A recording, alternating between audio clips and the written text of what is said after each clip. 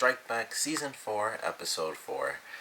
Now, initially, watching this episode, it was a great start. It was just, typical action episode, and of course, it was a very sad ending. Like, it actually did make me cry while watching it. Like, my heart was racing the entire time. Like, I was thinking she wouldn't make it, and then it was like, maybe it'll be happy, but that entire final scene with Richmond was just like, my heart was racing the entire time, and that's kind of why I'm doing this episode in 60 frames per second instead of 30, because it was just a crazy send off for only one of three original characters, which I've talked about before. I think it was in the last episode, and so I was like, although I normally only do 60 frames per second for like series finales, this just felt like an episode where I should do it, and I even wore my fancy button-up shirt because I switched shirts. I did another review earlier, but I was like, I don't like wearing the shirt, but it just felt like something a little fancier than my Marvel shirt. So I actually even switched back to a button-up shirt for this review, because sadly we did lose Richmond, and like I said, it was a very emotional scene for me. Like, my heart was racing the entire time, and there was like a little bit of hope, but at the same time, it was a very strike back thing to do, where it does, sometimes they do it where it's just, crap, it's out of nowhere, there's nothing the guys can do, and then sometimes it is like this, and we've had it, a few times before. It hasn't been like, it was in this season, where it's someone who's literally from the original team that's lasted this long, that isn't either Scott or Stonebridge, and it was drawn out much longer than others, and it was done, the entire scene was beautiful. Like, especially the ending, I didn't expect them to have that really long shot where they're way back in the trees, and you just see Scott and Stonebridge, and Scott is just kneeled down, and Stonebridge is just right over him, and it was just a very well done scene. Like, the entire ending was just amazingly well done, and it was kind of hard to even watch the scene. It was just like, man, I don't even know where to mentally be right now. And then they had like the little ending scene where May is at the airport and stuff, and I'm like, I just can't even really focus on this. Like, I know out of that is like they're sending the stuff to North Korea, and the guy who was seemingly Shiro's partner is actually May's partner, but none of that mattered, after that scene. And it was just like, everything in this entire episode, as amazing as it was, like us finding out that the two guys were actually working for the CIA kill squad, that was very interesting to find that information out. But it just didn't make any difference anymore. It was like, that one scene is what really mattered in this episode. And now, the entire season, it was like, and I'm sure I'm not the only one. I did look at another review, and I read, I didn't read the review, but I read like some of the comments just to see what people were saying. And some people did have the same idea as me, where it's like, they knew like some stuff, especially in this episode. It scared me as much as it should have, apparently, because it did ultimately lead to Richmond being killed off. But when she and Martinez were like splitting up, it was like, all right, there's this many guys, you draw their fire, I'll blow up the trunk. That just seemed like a horrible idea. I'm like, I don't know. Like, and even Richmond, like in the scene, she was like, if they made it funny where she was like, not really, and she said the same thing that Scott did, it would have been really cool. I would have been like, okay, I'm relaxed, that's totally fine. They put a little joke in there, something that, she didn't exactly pick up from Scott, but in a way they just spent enough time where she said a funny line too. I was like, I kind of wish she said that, and that would have been totally fine. But she was freaked out. It seemed like it was going okay at first, and then of course she got shot once. I thought they were just gonna like shoot her in the head there, but like even then I freaked out then.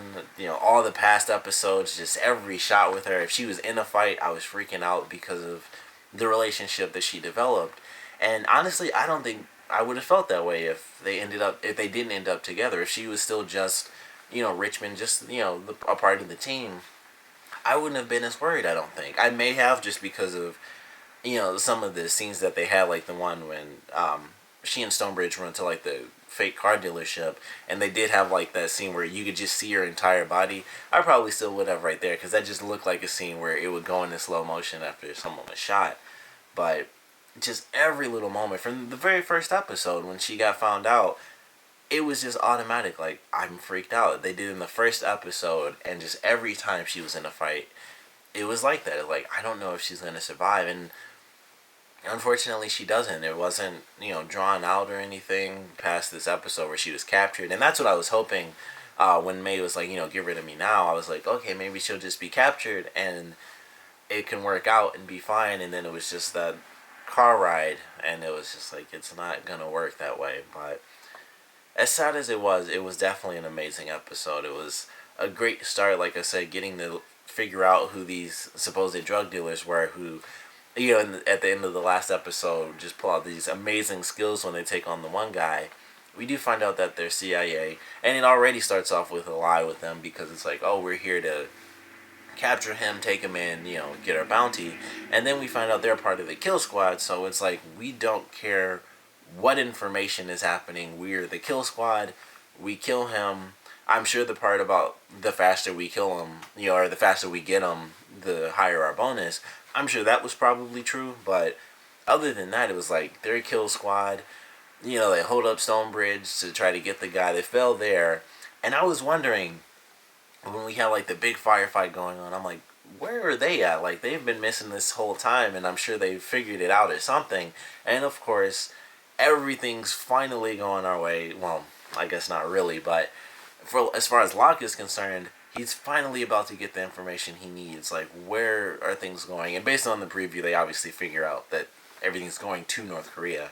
But it's like, okay, he's about to get the information. The guy's about to tell him, like, the drugs are going here, or the metal's going here. And as soon as he's like, it's being sent to, and boom, here comes a bullet right into his head.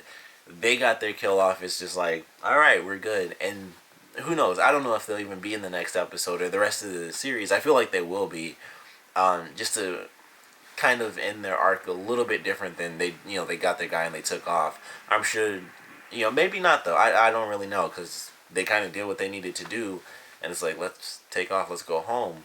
But I feel like we're gonna see them more before the end of this season. But that was a crazy moment too. It was like, things seemed like they were finally about to work. They're gonna get a lead that was gonna kind of put them ahead of the game, or at least on the same level, where they knew exactly what's about to happen. They could get one step ahead by making their own plan, and it just got all screwed up because the guys didn't want to let them, at least capture him before they killed him. It's like, just really, if they just helped, it would have been totally different. It's like, all right, we got him. We probably would have got May as well, destroyed everything. We got, got our info in case there's anything else out there.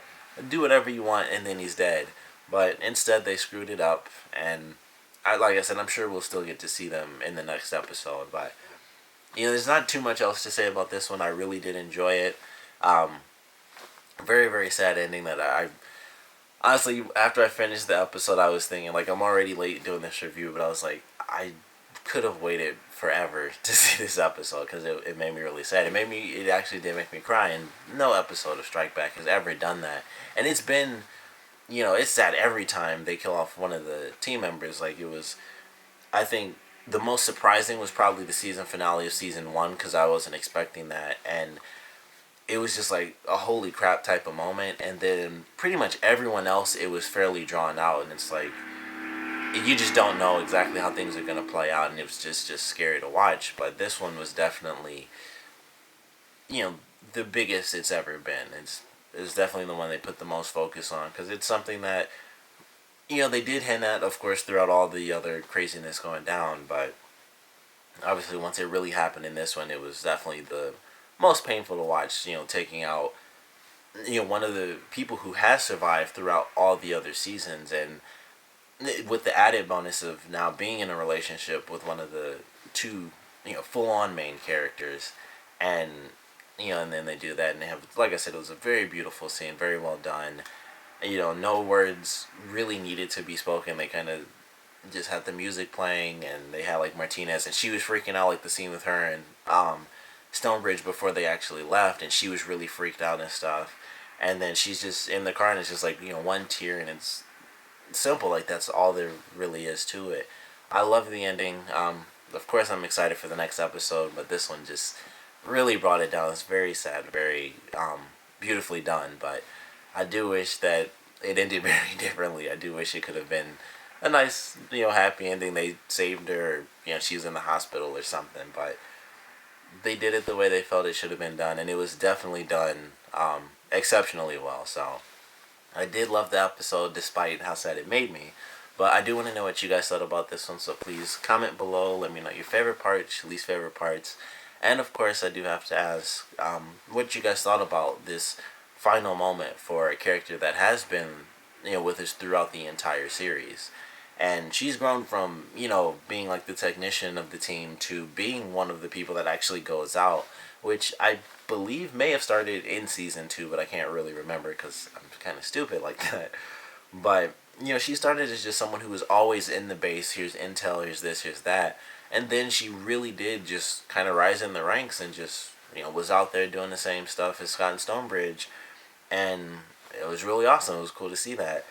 So I definitely want to know, maybe just some of your favorite moments that you guys can think of that, Richmond has had throughout the entire series, or just what you guys thought about this final scene for her character. How it made you feel, whether you thought she would survive. Like, they kept cutting the Scott and just him driving down this road and stuff, and I'm like, I hope, but I don't think it, and unfortunately that's how it played out. But like I said, I want to know what you guys think, so please comment below, let me know, and of course, thanks for watching.